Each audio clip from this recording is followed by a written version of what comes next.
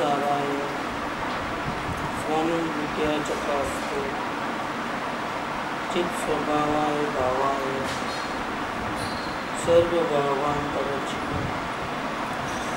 मंगलम भगवान देव मंगलम गौतमोदम मंगलम कुंद कुंडाय जय धर्मोस्तु मंगल सर्वमंगल मांगल्य सर्व कल्याणकारकम प्रधानम सर्वधर्माणां जैनम जयतु शासनम ओंकार बिंदु संयुक्तम नित्यं ध्यायन्ति योगिनः कामदं मोक्षदं चैव ओंकाराय नमो।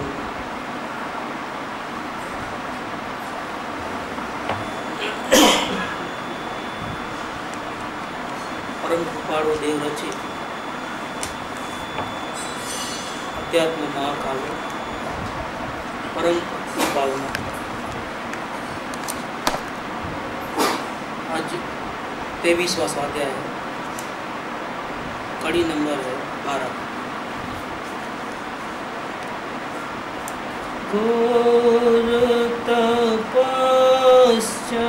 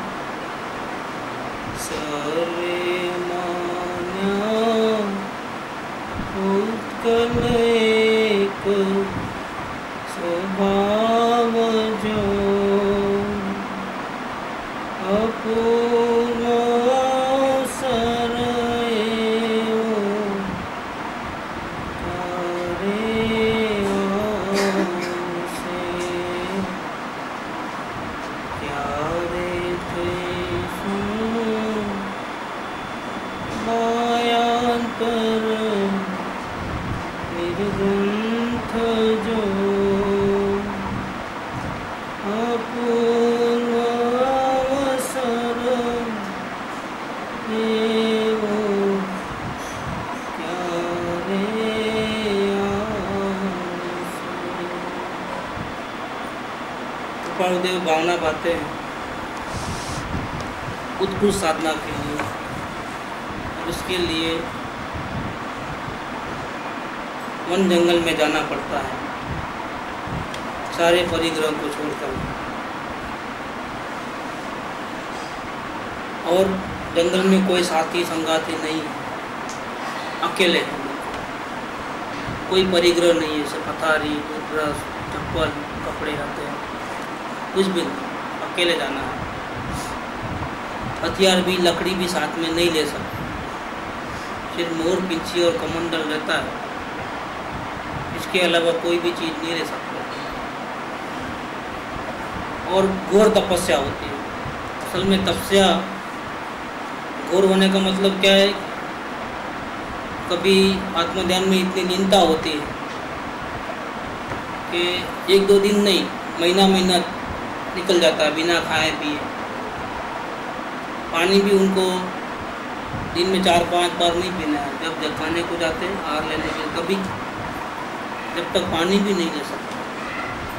हमें एक ऐसा भ्रम हो गया है कि हमारा परमात्मा जो हमारी जो लाइफ है वो रोटी कपड़ा मकान या हवा पानी और खुराक से जीते हैं। बिल्कुल गलत बात है। इस शरीर और आत्मा का संबंध है वो कुछ साल के लिए फिक्स हो चुका है। आप खाना दो नहीं दो, हाँ ये होता है कि जब आप खाना नहीं देवे तब भूख का तकलीफ होती है, प्यास की तकलीफ होती है, ये सब हो सकता है। लेकिन लाइफ चले जाएगी ऐसा नहीं हो सकता। लाइफ जाएगी, एक दिन जाएगी, जब ये ड्रामा खत्म होगा, सोल और शरीर का जब कॉन्ट्रैक्ट खत्म होगा, जो पहले से फिक्स है 50 साल 60 साल 65 साल जो भी, वो टाइम फिक्स है, वो घड़ी फिक्स है। जब वो होने वाला है, टाइम आ गया तो कोई नहीं बचा सकता। आप खाते खाते भी जा सकते हो, और नहीं तो नहीं खाओगे, नहीं पियोगे, नहीं सोचोगे तो भी आप जिंदा रहो। इसका प्रूफ है यहाँ। शरीर और आत्मा, शरीर और आत्मा, मन और आत्मा, ये सब अलग अलग है। उसका प्रैक्टिकल रूप देखना है तो मुनियाज के साथ में, तो कभी कभी अपने परमात्मा में लीन हो जाते हैं, तो 1-2 दिन नहीं, महीना महीने तक खाए पिए बिना। अब हम कल्पना ही करें कि एक दिन खाना छोड़ देना, फिर देखना कि क्या होता है। सिर्फ एक दिन उपवास करना कि कल चलो हमारा उपवास है, और फिर देखो क्या होता है। और इनको तो महीना महीना भर चले जावे, कभी 15 दिन, कभी महीना भर ऐसे। इसके बाद भी जब आते हैं तो कोई कोई मुनि तो अपनी कठिन परीक्षा लेते हैं, अभिग्रह धारण करके आना होता है। जैसे महावीर स्वामी के वक्त में जो मुनि अवस्था में थे, तो घोर तपस्या करने में क्या कही उन्होंने कि मन में एक विकल्प आ गया खाने का, तो उनको अच्छा नहीं लगता है ऐसा विकल्प खाने पीने का आता है। तो ठीक है, विकल्प आया है ना, चल तुझे लेके आता हूँ। उसको बोलते हैं बॉडी कि चल, जब मन में इतना विकल्प आ ही गया है कि भोजन ले ले तो अच्छा है, चल मैं तुझे लेके आता हूँ। लेकिन एक शर्त है। क्या शर्त है? कि मैं भोजन तभी लूँगा कि कोई औरत हो जिसके सर पे एक भी बाल न हो, क्या कोई अंग पे दागिने न हो, पैरों में चेन लगी हुई हो, जैसे जेल खाने में बांधते हैं ना, बेड़ियाँ हो, और उसके हाथ में सुपड़ा हो, सुपड़ा, उसके अंदर काय के दाने होना हैं, दाल के छिलके, तो मैं आहार लूँगा, नहीं तो नहीं लूँगा। आप देखे महावीर स्वामी की बात, क्यों? शरीर रहे नहीं रहे उनको क्या परवाह, वो शरीर के लिए थोड़ा जंगल में गए, वो तो आत्मा में लीनता के लिए गए। फिर भी एक मन में विकल्प आया कि आज इसको दे दे, तो अच्छा ठीक है चलो, लेकिन चलूँगा, लेकिन एक शर्त है, मैं खाना तो ही मुंह में डालूँगा कि अगर ये सब ऐसी कोई व्यक्ति मुझे नगर में मिल जावे तो मैं करूँगा। और एक बात और, इसके आँख में आंसू भी होने चाहिए। राजा की लड़की होना, ऐसे दूसरी नहीं चलती। राजा की लड़की होना, बाल सर पे बाल नहीं होना, आंखों में आंसू होना, पैर में बेड़ियां होना, लोहे की जंजीर से, हथकड़ी, ऐसे पैरों में हथकड़ी का, ये सब होना। तो मैं हार लूँ, नहीं तो नहीं लूँ। अपन ले सकते हैं ऐसा? सोच भी नहीं सकते, क्योंकि पॉसिबल नहीं है कि राजा की लड़की ऐसे इस प्रकार से हो। हाँ, वो भी फिक्की हुई बेचा जाता है। हाँ, राजा की लड़की बेची हुई होना, बिकी हुई, गुलाम को बेचते थे वैसे, स्लेव, एज ए स्लेव होना, ऐसा है तो ही मैं लूँ, नहीं तो नहीं लूँ। सर्वज्ञ भगवान नहीं थे महावीर स्वामी, तो उनको पता था कि ऐसी भी एक व्यक्ति मिलेगी गांव में और मेरा पालना होगा। 3 दिन का उसका आइटम है ना, 3 दिन से कुछ नहीं खाना। हाँ, ये भी एक बात है कि वो जो जिसके हाथ में है वो 3 दिन से कुछ खाया पिया नहीं होना।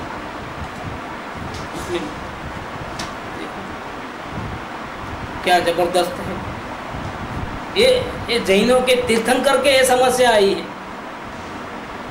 जो अंतिम तीर्थंकर महावीर स्वामी की जब मुनि अवस्था थी तब की बात है।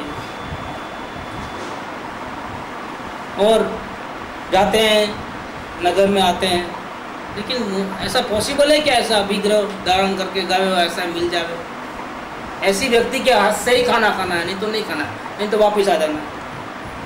और जब तक ये मेरा जो अभिग्रह है वो पूरा नहीं होवे तब तक मैं खाना नहीं खाऊंगा। 1 दिन हो, 2 दिन हो, 4 दिन हो, या फिर मर जाना पड़े तो मर जाना पड़े। क्या जिंदगी भर नहीं मिले ऐसी कोई व्यक्ति तो क्या करेंगे? खत्म, खाना नहीं खाना।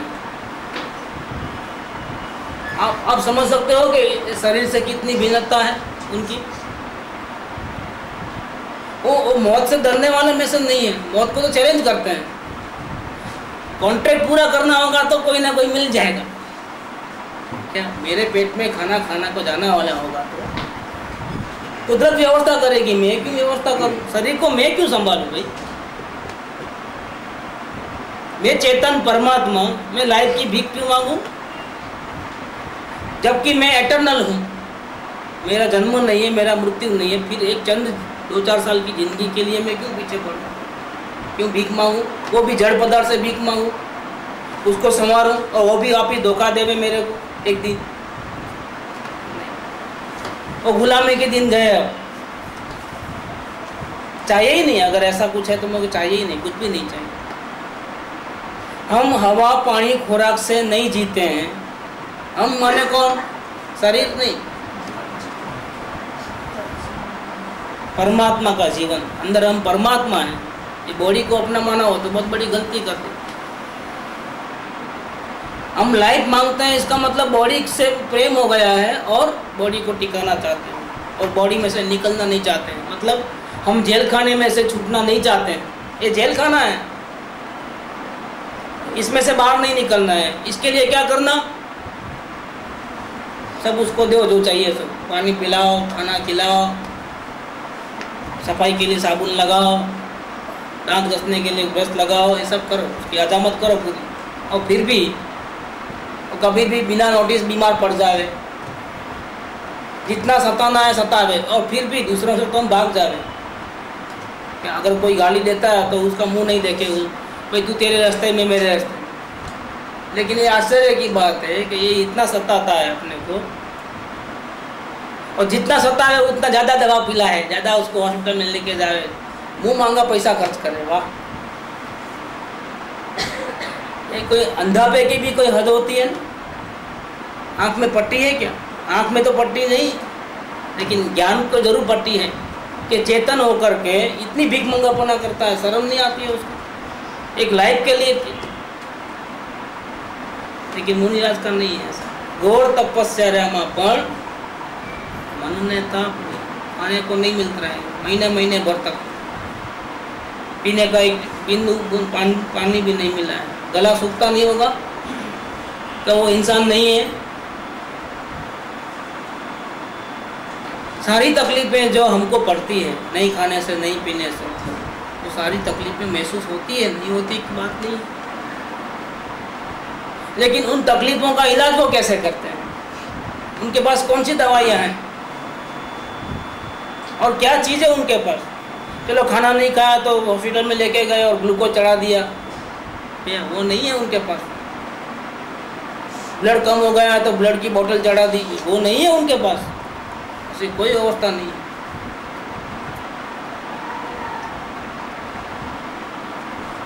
घोर तपस्या में पण मन ने ताप नहीं। और कभी कभी इतनी कठिन तपस्या होती है, ऐसा लगता है कि अभी ये टिकेगा नहीं, शरीर तो एंड हो गया है। ये शरीर और आत्मा दोनों अलग होने का टाइम आ गया है। इतनी जबरदस्त, चल भी नहीं सकते।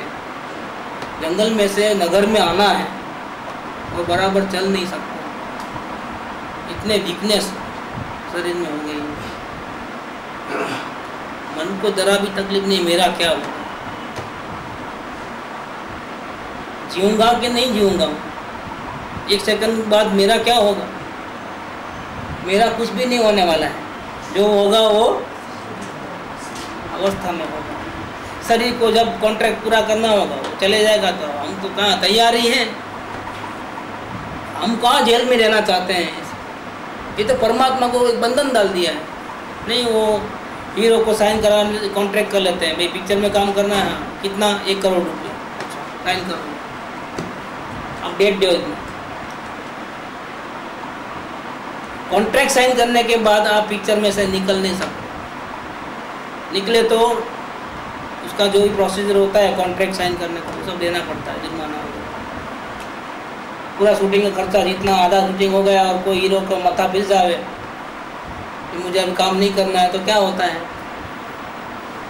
हीरो थोड़ा चेंज होते हैं, साइड में जो दूसरे होते हैं मारम पीटी करने वाले डिसुम वाले वो चेंज हो जाते हैं, हीरो चेंज नहीं होता है। हीरो तो वही का वही रहता है। इसलिए पहले कॉन्ट्रैक्ट साइन करो भैया। इसे कॉन्ट्रैक्ट साइन कर दिया, शरीर और आत्मा का कॉन्ट्रैक्ट साइन, ये लाइफ के अंदर ये साइन हो गया। अब उसका कॉन्ट्रैक्ट साइन भूतकाल में हो चुका है भाई, अभी इस लाइफ में इतना साल जीने का है बस। अब नहीं खाओ नहीं पियो कुछ भी मत करो, जीवन जिएंगे अपने माँ सामने। तो है ना वो सहज मुनि ने कितना उपवास किया था, पूरा डंका बजा ढोल नगारा पीटे थे क्या, 6 महीने का कुछ करीब करीब, आइडिया नहीं है मेरे को पक्का कितना, 213 वो भी भूल गए सब लोग, 265 है, वो भी परफेक्ट नहीं लग रहा मेरे को। दुनिया कितना दिन याद रखती है भाई हमारी तपस्या, हम ही छाती फुला लेते हैं इतनी तपस्या की हमने। देखो मेरी ताकत, इतना दिन में उपवास किया, उनको कुछ भी नहीं है ऐसा। मुनिराज को कुछ भी ऐसा गर्व नहीं है कि अपनी तपस्या, वो तपस्या दूसरों को दिखाने के लिए थोड़ी कर, मालूम भी नहीं पड़ता है कि मुनिराज को इतना तपस्या हुआ होगा क्या। महावीर स्वामी ने इतने टाइम तक कुछ खाना नहीं खाया होगा, जंगल में पानी नहीं पिया होगा, किसको मालूम। कौन रहता उनके साथ में, कौन हिसाब रखता कि आज कौन सा दिन में स्टार्ट किया था, कौन से दिन में एंड कर रहा था। स्वयं मुनिराज को भी मालूम नहीं रहता है, वो रखते नहीं हिसाब किताब में। ये तो हमने कितना भोग दिया, कितना खाना नहीं खाया, उसका हिसाब तो किसको याद किया, आत्मा को भी खाने को, कि आज नहीं खाना खाया, किसको याद किया, खाने को याद किया। आज पानी नहीं पिया, आज ऐसा नहीं किया, ऐसा नहीं किया। भैया तुम कर सकते भी नहीं थे, तुम आत्मा हो, तुम परमात्मा हो। ये तो ऐसा नहीं तो ऐसा हिसाब किताब रखेगा सब, खाएगा तो भी हिसाब रखेगा, नहीं खाएगा तो भी हिसाब रखेगा। मतलब ध्यान में आत्मा है ही नहीं, ध्यान में परम वो दूसरा ही जड़ पदार्थ ही। और यहाँ तो ये महावीर स्वामी ने ऐसा अभिग्रह लिया मुनि अवस्था में, जंगल में गए से आए नगर में, और देखना था। आश्चर्य हो जाए ऐसी घटना हुई कि चंदनमाला बराबर 3 दिन का उपवास खत्म हो गई थी, पैर में बेड़ियाँ थी, बाल नहीं थे बिल्कुल, राजा की कुंवरी थी, बेची गई थी, हाथ में वही छिलके थे, हाथ में और पैर में बेड़ियाँ बंधी हुई थी, साफ कर रही थी वो। वह आश्चर्य देखा, जैसा मैंने अभिग्रह धारण किया वैसा ही, नजर ऊपर गई, वापिस पलट गए। एक चीज़ की कमी रह गई, सब कुछ बराबर है। हम लोग चला लेते ना, अभी इतना क्या है, 90% मिल गया, अभी क्या है, अभी इतने दिन से खाना नहीं खाया, खा लो ना। अब एक छोटी सी गलती है, आंसू नहीं है, अब लगा लो, पानी लेके आकर के लगा दो इधर, आंसू हो जाएंगे।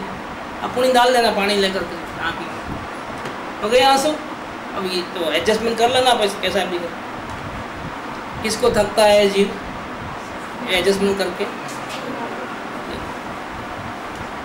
किसने बोला अभिग्रह धारण करने के लिए? अगर ऐसा ही करना था, कोई बोलता नहीं है। अगर आपको आत्म साधना करना है, लाखों करोड़ों भवों की निजरा करना है कर्मों, और कोई उपाय नहीं है। आप किसके शरण में जाके करना है ये सब कार्य? कौन शरण है वहाँ पर?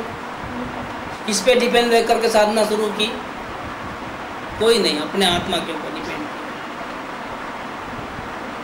मुझे तेरे पर विश्वास है, तू मरने वाला नहीं है, तू परमात्मा है। खाना मिले चाहे नहीं मिले, वो तो पुण्य का उड़े होगा, तो सब अरेंजमेंट जंगल में हो जाता है मंगल। कोई कोई मुनियात को तो नगर में आना ही नहीं पड़ता है। यहाँ भाव होते हैं और सामने कोई पिकनिक पे आते हैं, वहाँ पर जंगल में कोई, और उनको भाव हो जाता है कि चलो ना मुनियात के दर्शन तो हो गए हैं, ये तो खाना यहीं, वहीं नगर में आने की ज़रूरत नहीं। देखो और ये जो भी जितना दाना पेट में जाना है या नहीं जाना है, जितना पानी को गुण जाना है, सब ऑलरेडी फिक्स है और हम मगजमारी करते हैं, बाकी कुछ नहीं है। असल में एक बूंद भी पानी का आत्मा में जाती नहीं है, न खाने का एक अन्न का दाना भी आत्मा में जाता है, सब शरीर में जाता है और जो भी इसका कार्य पद्धति होना है वो हो जाता है। वो दाना अंदर जाने के बाद कितना हिस्सा खट्टी बनना, कितना खून बनना, कितना कब बनता है, कितना वेस्ट जाता है, ये सब क्या है, ये कौन करता है? ये है कोई करने वाला? ये सांस को कौन चलाता है? ब्लड का सर्कुलेशन कौन करता है? ऑलरेडी फिक्स्ड है। इसीलिए हम असल में जानने देखने वाले हैं, करने धरने वाले नहीं। अगर ये समझ लोगे और कर्तव्य भाव मिट जाएगा तो आत्मा का, परमात्मा के दर्शन आसानी से हो सकते हैं। छोटा बच्चा भी कर सकता है, 8 साल का बच्चा आत्मज्ञान कर सकता है, अगर शर्त है करना और नहीं करना दोनों मिटा देना है, सिर्फ जानने देखने मात्र रहना है। 5 इंद्रियों और मन का बिल्कुल इस्तेमाल नहीं करना है। उनको जो करना है करे, मन को, अपने को इन्वॉल्व नहीं होना, रोकना भी नहीं है, मन सेपरेट हो जाना है। आत्मा स्वयं अपनी साधना अपने बल पे, अपने अनंत शक्तियों के बल पे कहीं भी जाकर के कर सकता है। नरक में भी कर सकता है, स्वर्ग में भी कर सकता है, मनुष्य लोक में भी कर सकता है। जानवर की अवस्था में भी आत्मा स्वयं अगर जागरूक हो जाए तो अपनी अनंत शक्तियाँ के बल पे 5 इंद्रियों और मन का आधार लिए बिना अपनी साधना कर सकता है। स्वयं को देख लेता है, सारी पंचायतें खत्म। किसी भी बाह्य रजकण की भी जरूरत उसको नहीं है, कोई सुविधा की उसको जरूरत नहीं है, कोई दुविधा हटाने की जरूरत नहीं है, इंडिपेंडेंट है। शरीर भी इंडिपेंडेंट है। चेतन भले ही मोह के कारण उसका प्रेम करता है, लेकिन इसने कभी आज तक आवाज़ नहीं दी है कि मुझे खाना खिला दो, मुझे पानी पिलाओ, मुझे नलाओ। लक्ष्य नहीं चाहिए मुझे तो, और एक नया साबुन आया है वो उससे नला, शैम्पू चाहिए, ऐसा चाहिए, उसने कभी डिमांड नहीं किया। चेतन ने अपने स्वभाव को, अपनी शक्ति को भूल करके उसमें अपनापन किया, उसको नलाया, धुलाया, सब कुछ किया, खाना खिलाया, दवा पिलाया, सब पाला पोसा, लेकिन इसने कभी आज तक नहीं बोला। इसने अपना वादा निभाया है, लेकिन इस चेतन ने बेवकूफ़ी में अपने आप को भूल करके बहुत गड़बड़ किया, और फिर वो साथ नहीं देता है तो क्या होता है, चेतन गुस्सा कर लेता है, बीमार पड़ता है तो टेंशन में आ जाता है। इसने नहीं बोला है कि मेरे को दवा पिलाओ, मुझे डॉक्टर के पास लेके जाओ, मेरे लिए अब इतना खर्चा करो, उसने कभी नहीं बोला है। कौन करता है ये बेवकूफ़ी? स्वयं अपनी ताकत को भूल करके बेवकूफ़ी करता है। दुख सहन करना नहीं चाहता है और उसके लिए भागता है डॉक्टर के पास, दवा लेता है, सब करता है, लेकिन भैया वो इलाज नहीं है। क्या आईसीसीयू में डेथ नहीं होते हैं क्या? आईसीसीयू में एक दफ़े गया ना तो 2 ही काम होता है, 2 में से एक रिजल्ट आता है, या तो ऊपर जाता है या घर वापस आता है। वो लेवल में जाने के बाद तो 2 ही रास्ते हैं। मतलब कई लोग आईसीसीयू में डॉक्टर सामने खड़े हैं, नर्स खड़े हैं, सब मशीन लगाए हैं, इसके बाद भी दवाइयाँ बराबर दी गई है, एक इंजेक्शन 40,000 का देते हैं लाइफ सेव करने के लिए, नहीं बस जिंदा रहता है, मरता नहीं है, वहीं मर जाता है डॉक्टरों के सामने। क्या करेगा वो? टोटल अपनी जो ये ड्रामा वाली लाइफ है ना, टोटली कॉन्ट्रैक्ट के ऊपर है। वो कॉन्ट्रैक्ट पहले साइन कर लिया है, अब हमको विड्रॉ करना है तो नहीं कर सकता, ना शरीर विड्रॉ कर सकता है ना हमारी आत्मा विड्रॉ कर सकती है, रहना ही है। लेकिन रहते तो है, लेकिन किसके बल पे रहते हो? दूसरों के भीख मांग करके रहते हो कि शहनशाही से रहते हो? मुनिराज तो भीख नहीं मांगते कभी, कभी भीख खाने पीने का भी लालच और आत्मा में लीनता अपनी आत्मशक्ति को बढ़ाते हैं। तकलीफ पड़ती है, भूख प्यास आती है तो कहाँ चले जाते हैं? तालाब के पास नहीं जाते हैं पानी पीने के, कोई रोकने वाला नहीं, लेकिन नहीं, हाथ भी नहीं लगा, देखते तक नहीं तो इतनी प्यास लगी है, कंठ सूख रहा है, कौन देखने वाला है जंगल में?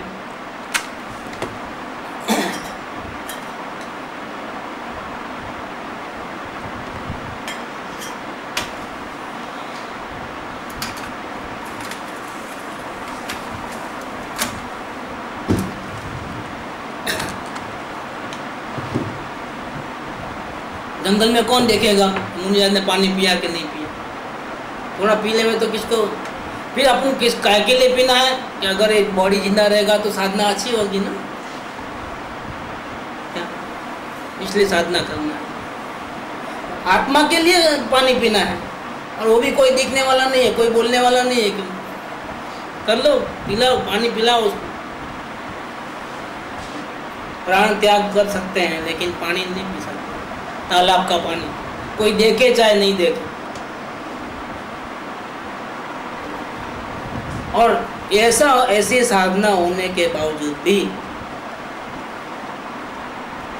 मन में ताप नहीं है, ये बात करना है। मन में ऐसा नहीं होता है कि क्या गलत कर लिया, मेरे को 10 बार सोच लेना चाहिए था इतनी कड़ी साधना करने से पहले। टेस्ट में निकल गया घर बार छोड़ करके, अब देखो कितना सहन करना पड़ता है, एक एक बूंद के लिए तरसना पड़ता है, अन्न के दाने के लिए तरसना पड़ता है।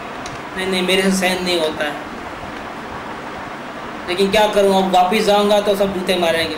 बहुत बड़ा आया था ना मुनि बनने के लिए, घर बार छोड़ना है, काहे को आया वापिस, तो नाक भी नहीं कटवानी और सहन भी होता। ऐसी जो दुविधा होती है मन की कि शायद मैंने मिस्टेक कर ली है, इतना तकलीफ होगी, मेरे को इतना ख्याल नहीं था कि इतनी तकलीफ पड़ेगी वहाँ जाने के बाद। मैं समझा क्या है, चलो आत्मा में ज़्यादा स्थिरता हो जाएगी, जल्दी छुटकारा हो जाएगा, लेकिन ये तो लेने के देने पड़ गए। साधना करने निकले, मुझे नहीं मालूम था इतनी तकलीफ होती है, खाने को नहीं मिलता है, पीने को नहीं मिलता है। अगर मालूम होता तो मैं घर नहीं छोड़ता था, महल नहीं छोड़ता था, वहाँ मज़ा था बिल्कुल, वहीं उपवास कर लेता था, घर में ही, काहे को जंगल में।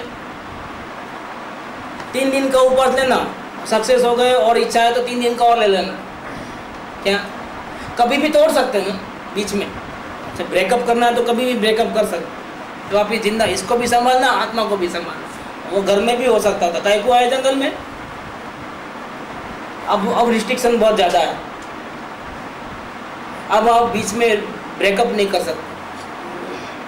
देखो तो कहीं गलती तो नहीं हुई मेरी, ऐसा करके बैक ऑफ द माइंड में भी, सबकॉन्शियस माइंड में भी ऐसे शरीर के साथ किसी प्रकार का कोई कनेक्शन नहीं रहा है। अब साधना देखो कितनी ज़बरदस्त है।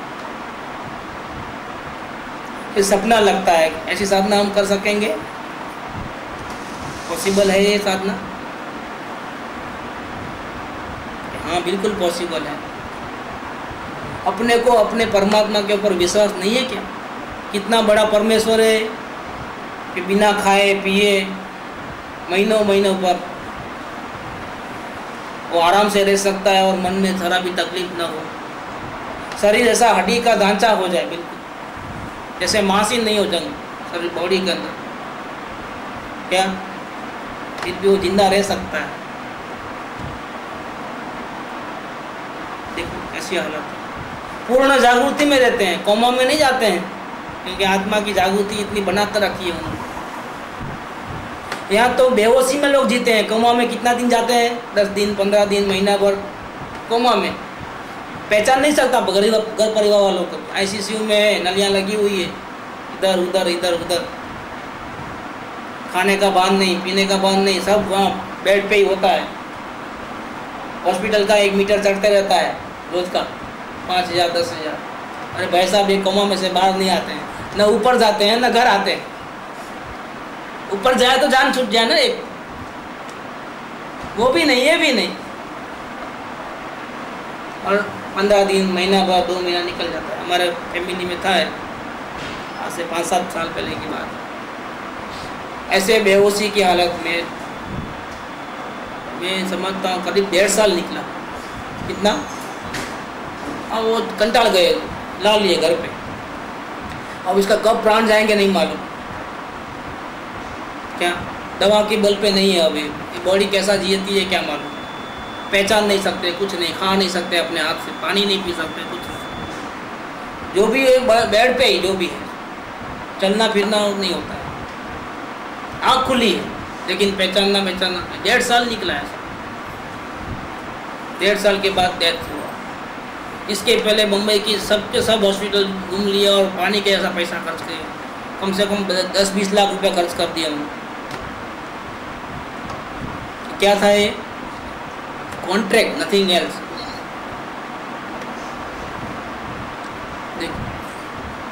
खाना कब खाते हैं और कब उल्टी कर लेते हैं, कब क्या होता है कुछ पता नहीं। जिंदी लाश हमने अपने आंखों से देखी। हमारे फादर के मामी जी लगते हो, हमने लाइव देखा। कितना दिन शौक मनाएंगे घर वाले भी। 1.5 महीने तक ऐसा चले तो एक बहू ने सब सेवा चाकरी की, उनकी तो फर्ज थी, करना ही पड़ता है। एक नर्स को भी रख लिए समझो एक्स्ट्रा हेल्प के लिए, काम वाले को रख लिए, पैसे वाले। अगर है तो प्रॉब्लम नहीं। 20-20 साल तक पैसा होता है। हाँ होता है, ऐसे केसेस बने। तो अज्ञानी का भी ऐसा शरीर दिखता है, लेकिन वो दुखी है बेचारे, अपने स्वरूप को जानते नहीं।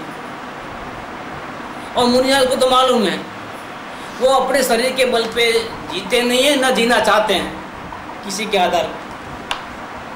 वो चैतन्य की शक्ति से जी रहे हैं जंगल में। प्यास लगे तो दर्द सहन कर लेते हैं। दर्द सहन करना ये भी एक कहने की बात है, वो मजे में है। दर्द क्या सहन करेंगे?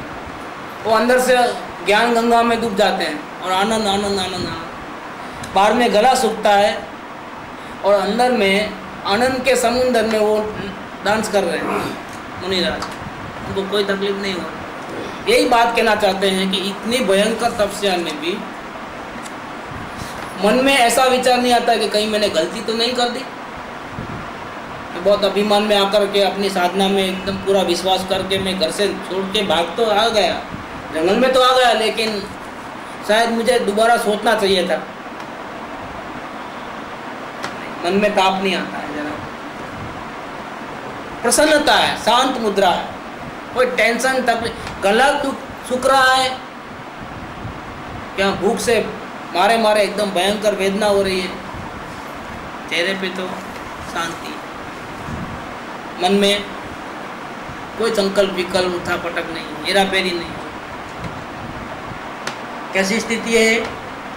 हमको मामूली बुखार आया तो टेंशन हो जाता है, मन में विकल्प चलते हैं। और इनकी क्या हालत होगी जंगल के अंदर। तो घोर तपस्या में पण मन ने ताप नहीं, सरस अन्य नहीं मन ने प्रसन्न भाव। और नगर में कभी जाना, खाना खाने जाते हैं और रहने के लिए, और पूर्व पुण्य के उदय से मेवे मिठाई मिल जाते हैं। क्या क्या होता है? बहुत खुशी खुशी। कभी कभी चक्रवर्ती के घर में जाना होता है, और चक्रवर्ती जो खुद के लिए बनता है ना खाना, उसका एक अलग इतिहास है पूरा। क्या चक्रवर्ती जो खाना खाता है वो 32 कौले रहता है चक्रवर्ती। वो खाना इस प्रकार का रहता है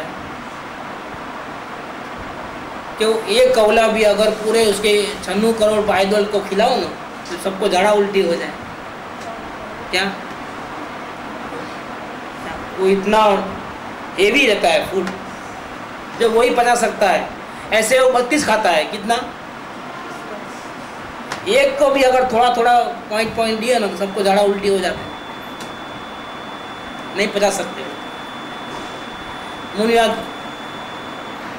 रहते हैं तो उनको आड़ में दिया जाता है, कुछ नहीं होता है, सब हजम हो जाता है। और जरा भी मन में ऐसा प्रसन्नता का भाव नहीं है, ओहो चक्रवर्ती खाता है, वो हमको खाने को मिला। क्या खाता होगा वो चक्रवर्ती? क्या रोज तो सूखे रोटले मिलते हैं, कभी गरीब के घर जाते हैं तो क्या रहता है उनके घर में? टेस्ट बिल्कुल, अपने को तो टेस्ट में भी थोड़ा है तो नहीं चलता है। क्या दाल में नमक कम है या फिर शक्कर ज़्यादा पड़ गई चाय के अंदर तो दिमाग फिर जाता है, थोड़ा भी कमी बेसी नहीं चलती है। गरम खाना होता है, ठंडा हो गया तो भी नहीं चलता।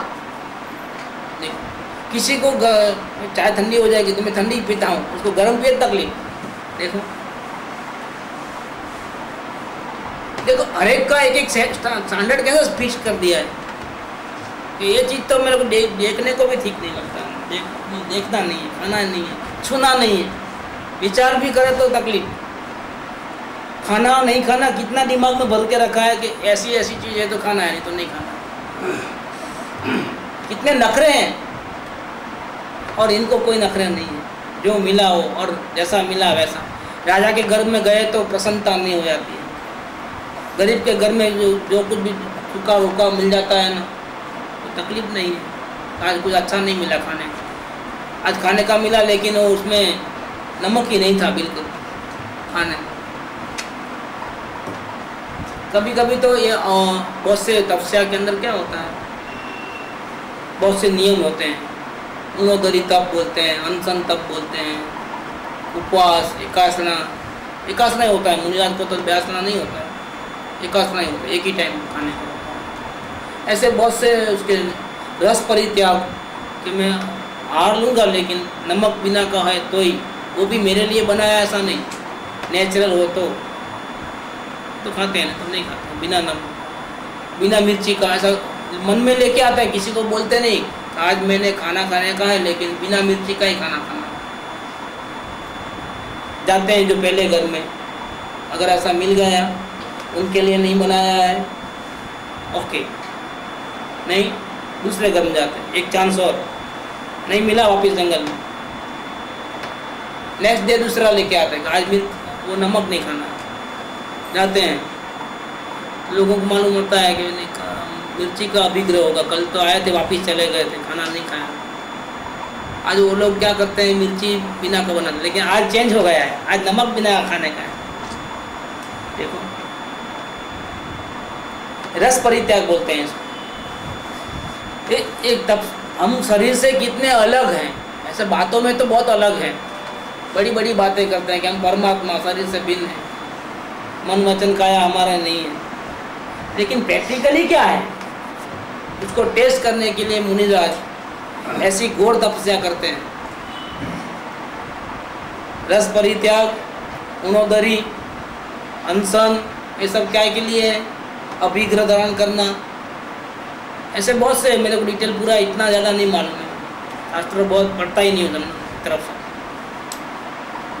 एक प्रकार से तो पढ़ना बिल्कुल बंद हो गया है, इसमें पूरा डिटेल रहता है कि मुनिराज ने क्या क्या क्या क्या किस किस प्रकार से करते हैं तपस्या। ऐसी घोर तपस्या केवल आत्मा को, आत्मस्थिरता को लक्ष्य में रख करके की गई है।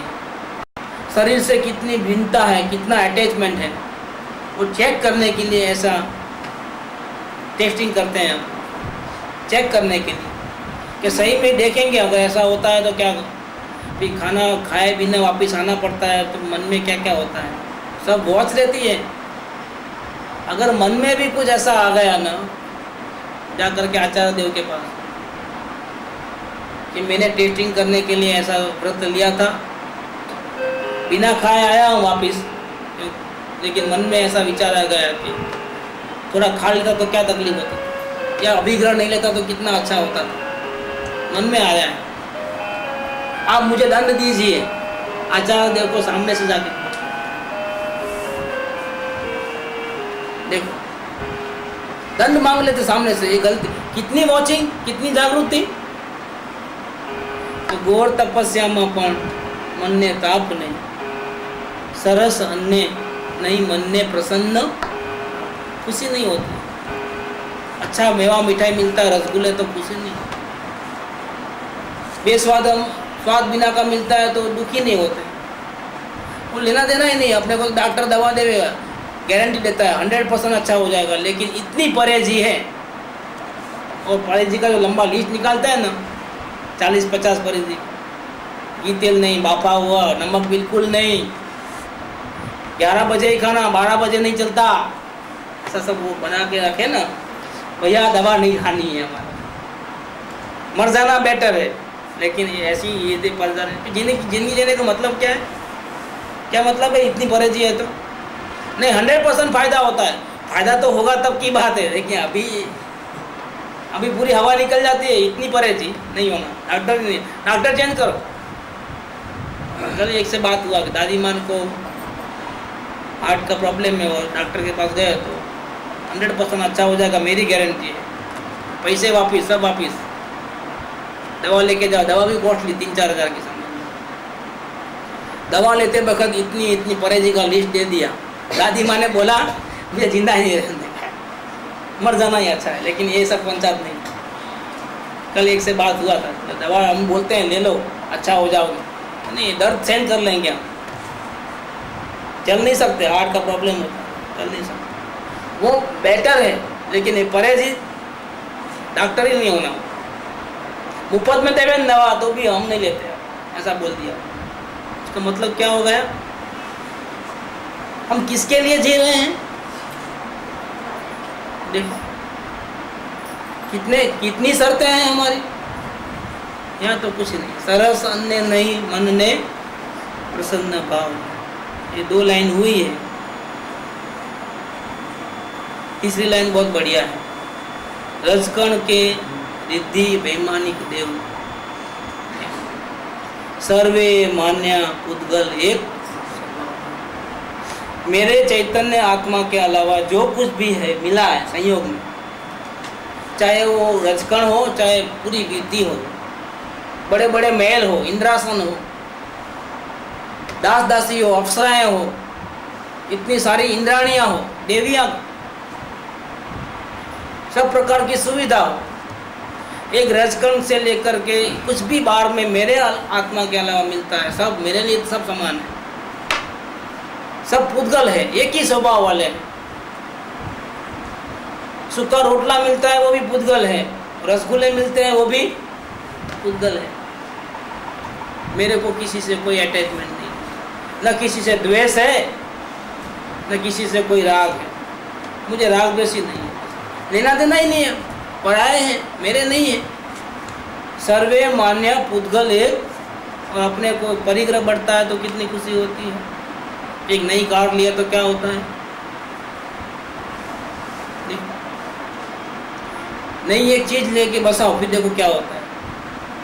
4 जगह जब तक नहीं बोलेंगे ना तब तक शांति। लिया उसका आनंद नहीं मिलता है। क्या देखो, हम बच्ची की सगाई की है और इतना देने वाले हैं, आओ सब देखने के लिए। उनको नहीं देखना है, नहीं देखो तो सही है, साड़ी देखो कैसी है, ये कैसा है, ये कैसा है। और जब तक वो तारीफ नहीं करें कैसी लगी, पूछते वापस कैसी लगी, क्या उनको वो सुनना है, कान तरसते हैं कि बहुत बढ़िया खरीदी की है, वाह बहुत बेस्ट है। वो ऐसा नहीं बोले ना तो कलेजा ठंडा नहीं होता है। पहली बात देखो कितना है, इनको क्या है, रजकण हो या रिद्धि हो, वैमानिक देव, झोंपड़ी हो या महल हो या कुछ भी हो ना बाहर में, सब पुद्गल का स्वभाव है, सब विचरने वाले हैं। क्या कोई अपना ही रजकण भी नहीं। वो पहले था, जब आत्मज्ञान हुआ था ना पहली दफे, अपने परमात्मा को जाना ना, तब से शरीर भी अपना नहीं है, ये श्रद्धा में तो आ गया, क्या मन में बैठ गया। लेकिन प्रैक्टिस में ऐसा नहीं था। प्रैक्टिस में बहुत सी चीज़ों की ज़रूरत पड़ती थी, दवाई की, चप्पल की, कपड़े लत्ते, दागिने, सब की जरूरत,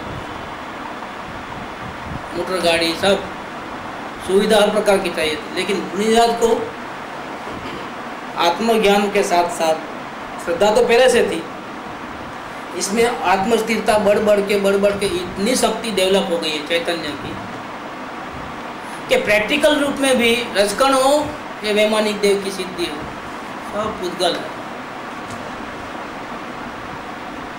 कुछ ममता अंश मात्र भी नहीं है, संयोगों की ममता ही नहीं है। बहुत अच्छा है लिया है। घोर तपस्या मफण मन ने ताप नहीं, सरस अन्य नहीं मन ने प्रसन्न भाव जो।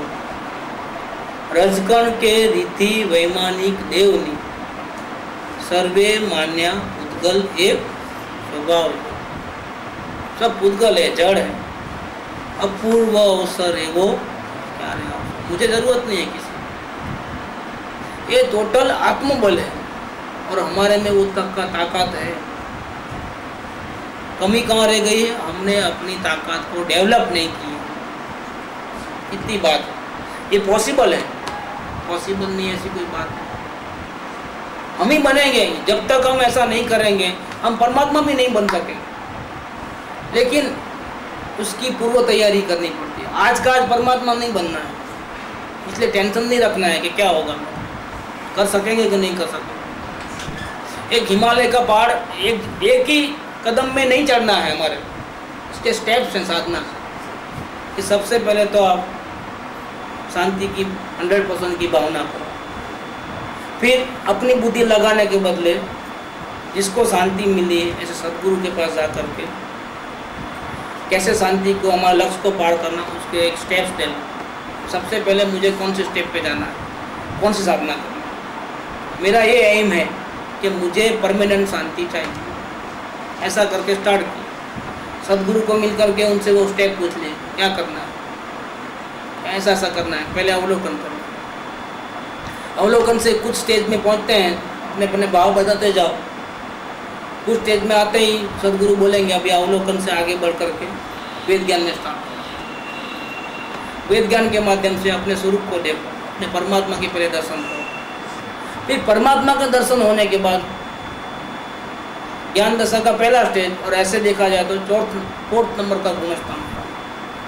वहाँ से आगे साधना कैसे करना वो उनको पूछो, वहाँ की बात नहीं, तो वो काम करो। पंचम गुणस्थान है। फिर वहाँ से आगे बढ़ गए, इससे आगे कैसे बढ़ना सुन लो, इससे और आगे बढ़ो। छठे साथ में गुणस्थान में चले गए, बस छठे साथ में गुणस्थान में आ गए ना, इसके बाद आपको फिर साधना की टॉप लेवल है। फिर 8, 9, 10, 11, 12 वो अपने आप होने वाला है। पीछे के लिए आपको कोई मेहनत नहीं करना है। 7 के बाद आपको कोई मेहनत नहीं करनी। 7 से 8वां गुणस्थान, 9वां, 10वां, 11वां, 12वां, 13वां ऑटोमेटिक होना है, आपके हाथ में नहीं। आपका ध्यान उस वक्त सिर्फ अपने आत्मा में रहता है। ये जो भी चेंजेस होते हैं एज ए लिफ्ट समझ लो ना, वो अपने आप होता है। अभी आगे के लाइन में वो बातें सब आने वाली हैं कि कैसे वो लिफ्ट में बैठते हैं 7 नंबर के बाद, और किस प्रकार से वो आगे जाते हैं, वो परमात्मा बनते हैं। और हम अभी से सोचेंगे तो इतना नहीं होता है। पहले हिम्मत हार जाते हैं, तो हिम्मत हारा तो गया, जो डर गया सो डरना नहीं। ये तो वीरों का मार्ग है। परमात्मा बनना है, कुछ छोटी मोटी सिद्धि नहीं है, बहुत बड़ी सिद्धि है, लेकिन ये पॉसिबल है। अपने आप पे विश्वास रखो, अपने आप पे मतलब अपने परमात्मा के, इसको किसी की ज़रूरत नहीं। मन वचन काया, खाना पीना दवा, कुछ की ज़रूरत नहीं। वो लाइफ के पहले भी था, लाइफ के बाद भी रहेगा। ये तो एक ड्रामा हिस्सा है। ये जो वर्तमान जीवन क्या है, जो एटर्नल परमात्मा है उसके लाइफ का एक हिस्सा, 50 साल 100 साल, कोई बड़ा हिस्सा होता है, कोई छोटा होता है, और बर्थ रीबर्थ होते रहते हैं। जब तक वो अपने स्वरूप को नहीं जानेगा तब तक ये चैनल चालू रहती है। स्वरूप को जानने के बाद वो चैनल कट हो जाती है, वो परमात्मा बनने की तैयारी हो जाती है। स्वरूप को जानना, मैं परमात्मा हूँ, ऐसा श्रद्धा होना, वो 4th नंबर पे आ गया। दर्शन करते ही श्रद्धा बैठ जाती है कि मैं ये शरीर नहीं हूँ, मैं ये संयोग मेरे नहीं है, मैं तो परमात्मा हूँ। बस यहाँ से शुरू हो गई यात्रा परमात्मा बनने। अभी परमात्मा नहीं बनना है, टेंशन मत रखो। अभी मुनि भी नहीं बनना है। अभी हमको सिर्फ अपने आत्मा का दर्शन करना है। वो तो कर सकते हो, छोटा बच्चा भी कर सकता है। इतना टेंशन लेने की, निराश होने की कोई ज़रूरत नहीं। बिल्कुल शांति से स्टेप बाय स्टेप आगे बढ़ोगे तो सिद्धि तो आपके हाथ में है।